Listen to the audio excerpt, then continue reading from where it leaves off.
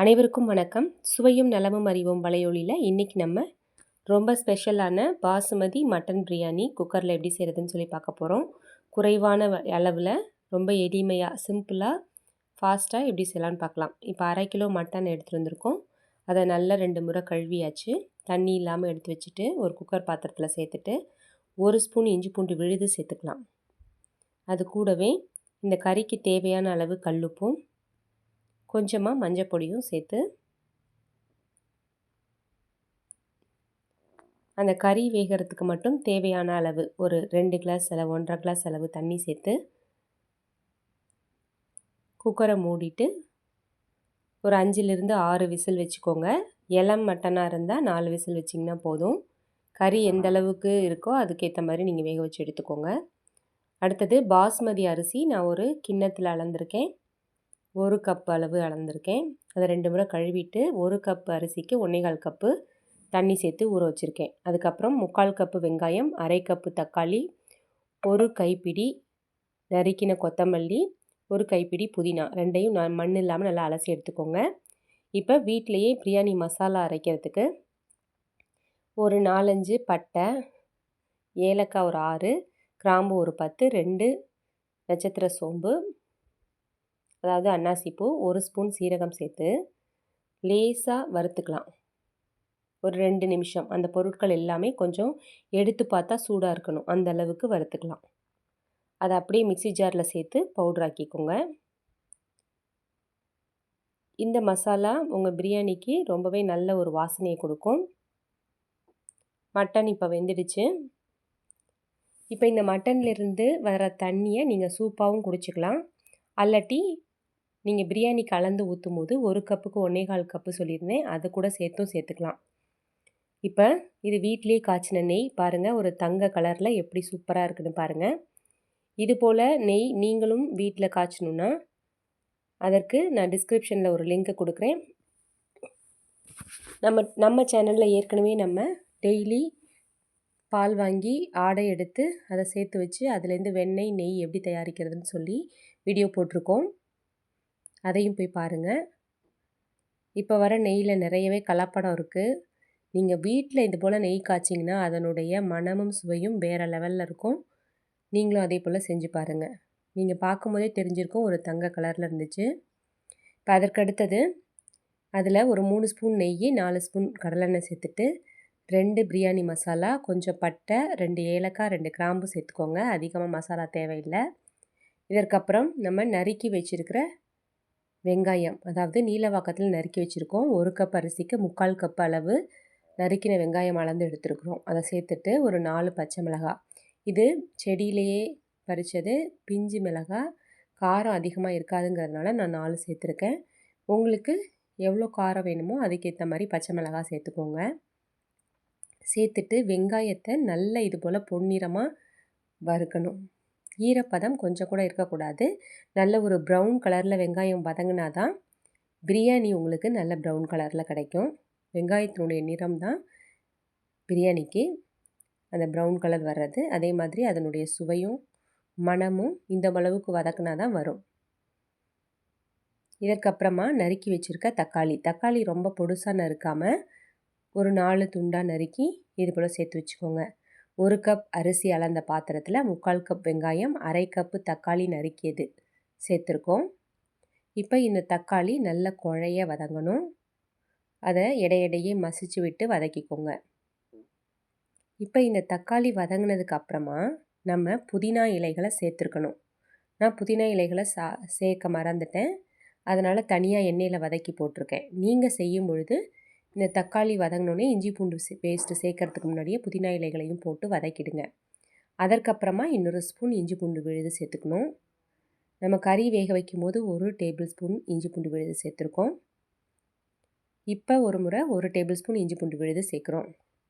இந்த இஞ்சி பூண்டு விழுது எல்லாருக்குமே தெரியும், பூண்டு அதிகமாகவும் இஞ்சி கம்மியாகவும் சேர்க்கணும். அதாவது 3 பங்கு பூண்டு 2 பங்கு இஞ்சி போட்டு இஞ்சி பூண்டு பேஸ்ட்டு அரைச்சிங்கன்னா ரொம்பவே டேஸ்ட்டாக இருக்கும். இப்போ இஞ்சி பூண்டு பச்சை வாசனை போனதுக்கப்புறமா மிளகாய் பொடி 1.5 டீஸ்பூன் சேர்க்குறோம். இதுவுமே உங்கள் காரத்துக்கேற்ப நீங்கள் சேர்த்துக்கலாம்.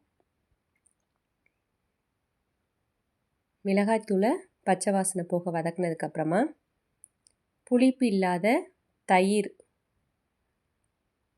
ஒரு 1/4 கிளாஸ் சேர்த்துக்கோங்க.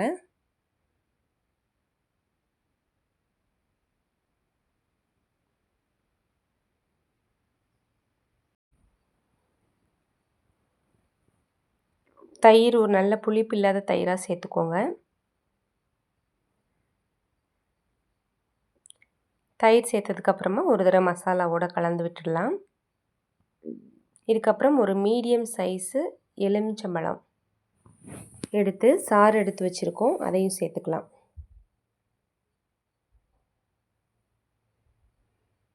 இந்த எலுமிச்சம்பழமும் தயிரும் பிரியாணிக்கு ஒரு நல்ல ஒரு லேசான புளிப்பு சுவையும் அந்த மசாலா சேர்ந்து வரதை காரம் உப்பு எல்லாத்தையும் பேலன்ஸ் பண்ணுற மாதிரியும் இருக்கும். அரிசியும் கொஞ்சம் சாஃப்டாக வெந்திருக்கும். அதுக்கப்புறமா நம்ம அரைச்சி வச்சுருக்கிற பிரியாணி மசாலா சேர்த்துக்கலாம்.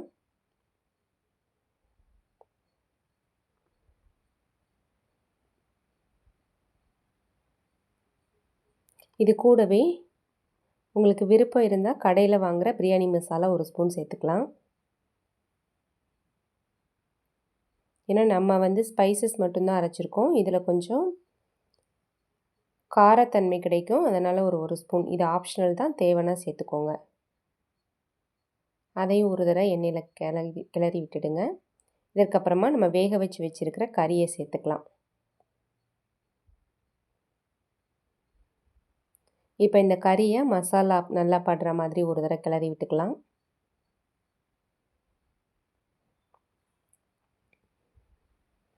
ரொம்ப ஈஸியாக ரொம்ப சீக்கிரமாக பிரியாணி செய்யணும், திடீர்னு ஒரு விருந்தாளி வந்துட்டாங்கன்னா உடனே செய்யணுன்னா பாஸ்மதி அரிசி வீட்டில் இருந்துச்சுன்னா இது போல் சீக்கிரமாக 1 ஹவர்க்குள்ளே செஞ்சிடலாம். இப்போ நம்ம கறிக்கு மட்டும்தான் உப்பு போட்டிருந்தோம். இந்த பிரியாணிக்கு தேவையான அளவு உப்பு போட்டுக்கலாம். நம்ம வெங்காயம் வதக்கும் பொழுது கொஞ்சம் உப்பு போட்டிருந்தோம், அதனால் பார்த்து போட்டுக்கோங்க. இதற்கப்புறமா நம்ம தண்ணி அளந்து வச்சுருக்கோம்ல, அதை சேர்த்துக்கலாம். 1/4 கப்பு, 1 கப்பு பாஸ்மதி அரிசிக்கு 1/4 கப்பு தண்ணி சேர்க்குறோம். நான் பாஸ்மதி அரிசியை நல்லா கழுவிட்டு ஒரு அரை மணி நேரமாக ஊற வச்சுருந்தேன்.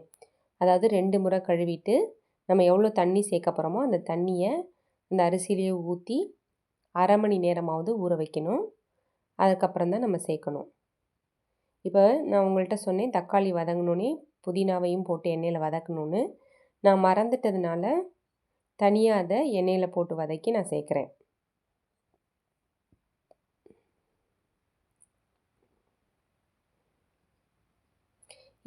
இந்த கட்டத்தில் நீங்கள் உப்பு காரம் சரி பார்த்துக்கோங்க.